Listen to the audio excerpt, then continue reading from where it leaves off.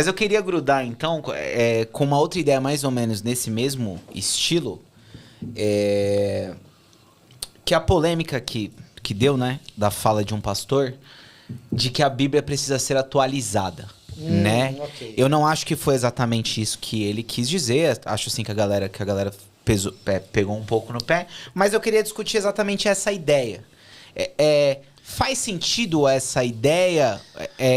Como que isso soa pra vocês, assim, numa primeira escutada, assim, sabe? Então, o problema é que essa expressão, vou ser bem franco e sincero, não quer dizer nada. Uhum. Entendeu? Tanto é que você tem uma versão chamada Revista e Atualizada. Sim. Atualizada já é publicada desde a década de 70. Né? O que quer dizer atualizar a Bíblia? Atualizar a Bíblia significa que a Bíblia está incompleta, a gente precisa colocar outros textos sagrados para ampliar os horizontes, os livros que nós temos são insuficientes. Você tem vários grupos religiosos na história que se definiram a partir de uma atualização. Se você até pensar na lógica, por exemplo, do Islã, é essa. Olha, o texto bíblico ele está imperfeito e ele está incompleto. Então agora vem o texto final. Se você pensar na lógica do mormonismo, na lógica até do kardecismo, a proposta é essa. Nós estamos atualizando a palavra divina. Então essa é uma possibilidade, claro que para quem tem uma perspectiva teológica a partir da conclusão do próprio texto bíblico, ela não faz sentido. A segunda opção de atualização seria o quê? Atualização no sentido da linguagem da Bíblia em termos de tradução, isso sempre será necessário. Uhum. Por quê? Porque a língua que você fala hoje, o português, não é o português do século XVIII. Se você pega o João Ferreira de Almeida, Novo Testamento dele, publicado em 1681, quando a gente lê lá, não nos deixes cair em tentação, está escrito, não nos metas em tentação. Isso é português, do século XVII. Então, por isso que nós temos versões o tempo todo, que com o estudo mais profundo das línguas originais, do contexto histórico-cultural, daquilo que a arqueologia descobriu, estão atualizando, no bom sentido da palavra, a tradução. Existe uma outra ideia, que é aí que ela é problemática, se a gente quer dizer o seguinte, eu vou atualizar a Bíblia no sentido que o seu conteúdo é imperfeito de alguma maneira. Então, aí tem uma conversa que eu ouço, na verdade, sendo bem sincero, isso não tem nada a ver com a realidade brasileira, tudo é importado de fora, tudo é made in mundo de fala inglesa, onde o pessoal diz o seguinte, o texto bíblico, ele está maculado na maneira como ele apresenta as coisas e agora eu preciso aperfeiçoar esse texto e a ideia é o seguinte, porque eu não sigo um livro, eu sigo Jesus. A pergunta é, Jesus aparece no quarto da pessoa, conversa com ele, de onde ele tem essas informações sobre Jesus que merece mais consideração do que o próprio texto bíblico? Qual é a referência que ele tem? Em nome de uma hermenêutica de Jesus se faz uma leitura, geralmente com falta de conhecimento desses elementos que nós discutimos aqui, na proposta de atualizar a Bíblia. E via de regra, a pessoa tem uma outra referência de pensamento que ocupa o lugar da Bíblia na cabeça dela. Então você tem possibilidade de N atualizações bíblicas. Sujeito que, por exemplo, eu conheci um indivíduo que diz assim que a gente deveria viver em poligamia, porque é isso que está na Bíblia. Só que o povo de hoje não está preparado para isso, porque tem muito preconceito.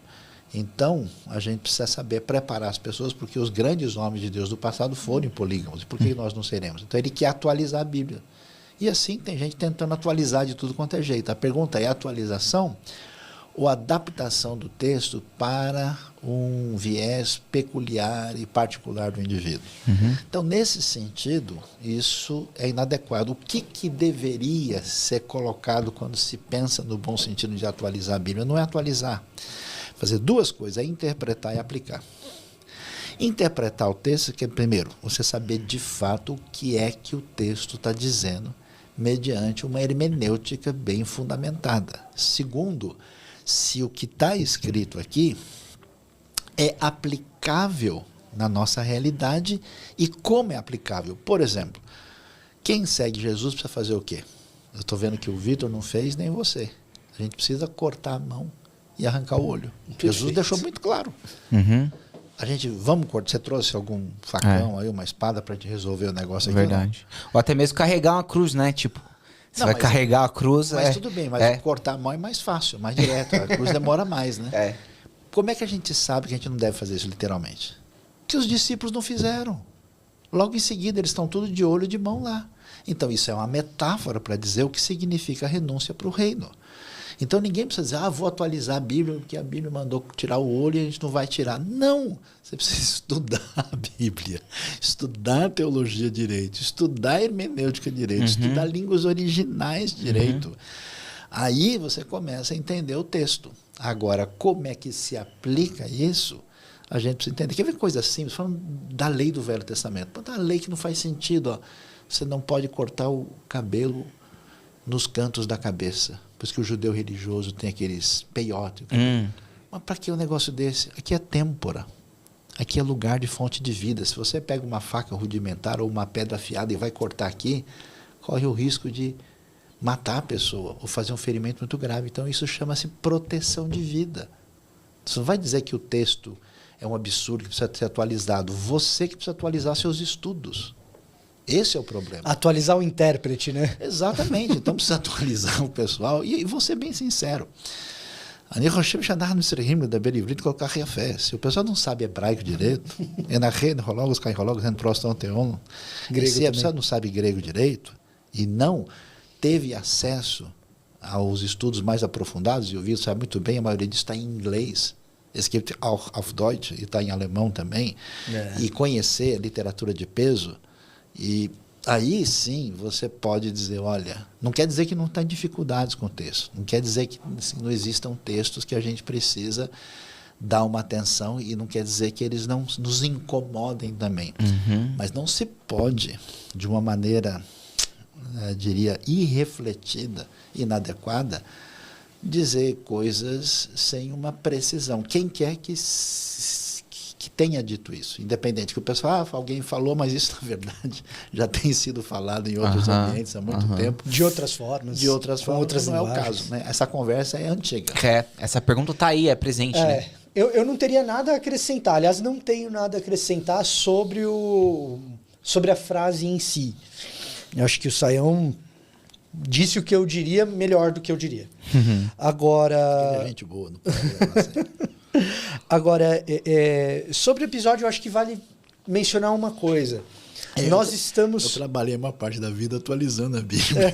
Também tem isso. No meio da 21, na mensagem, na NVI, então assim... Agora, sobre o episódio em si, eu acho que tem uma coisa que vale a menção, que é o seguinte. Nós estamos na era da internet. Então, a gente é refém daquilo que a gente diz, não daquilo que a gente quer dizer. Tá? Infelizmente, a gente é refém daquilo que a gente diz, não daquilo que a gente quis dizer.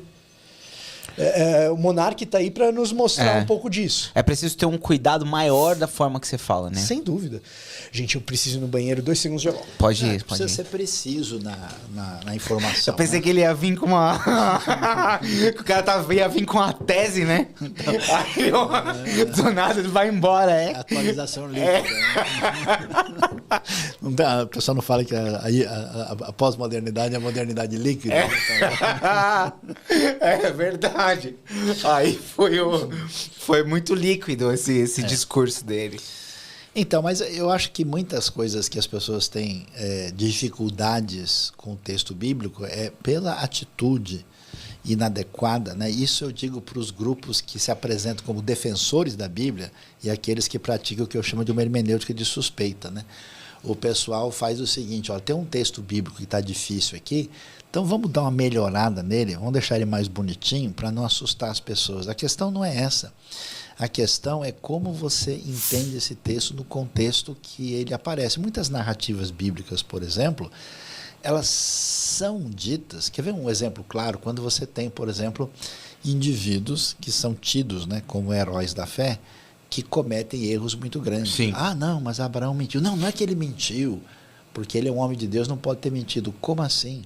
Davi adulterou, né? Essas pessoas são descritas em suas falhas, exatamente com a intenção de mostrar que todo ser humano é o que é. O herói da Bíblia não são os indivíduos, é Deus agindo na história das pessoas. É muito interessante Noé, né? Logo pós-dilúvio já ter sido pego Vai lá. lá e, E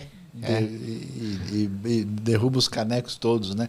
Então, mas o texto bíblico, eu acho que isso é uma das coisas impressionantes da Bíblia, em vez dela vender uma história trabalhada para que os seus personagens apareçam bem na fita, ela apresenta a verdade nua e crua sobre eles. sobre o ser humano, né?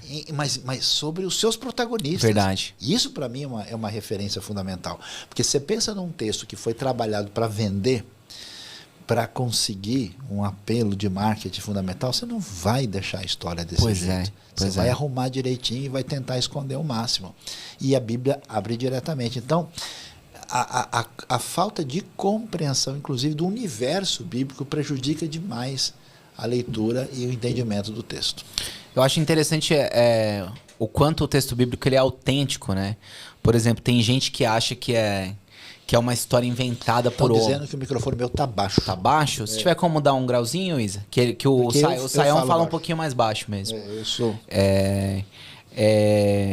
E assim, tem gente que acha que é uma história inventada por homens, né? Mas assim, se fosse uma história inventada por homens, cara, que pessoa pra ter essa criatividade e inventar tudo isso, né? Não, e precisava melhorar muito, né? Porque, imagina, você pega a história da ressurreição. Quem que é a pessoa protagonista para ser testemunha da ressurreição? Maria Madalena. Sim. Se você quer comprovar que essa ressurreição fato, jamais você escolhe uma mulher da Galileia de quem tinha saído demônios. Você vai falar, o rabino importante de Jerusalém passou lá e viu. Se isso foi contado assim, é porque aconteceu. Ninguém inventaria uma história. O próprio Pilatos, que alguma coisa é um tiro assim. no pé. É verdade. Entendeu? É um tiro no pé. Então, realmente surpreende, né, esses elementos bíblicos. Então, assim, quando você lida com o texto com a cabeça fora da lógica do texto, não vai dar muito certo. Né? É procurar poesia em bula de remédio, né? Sim.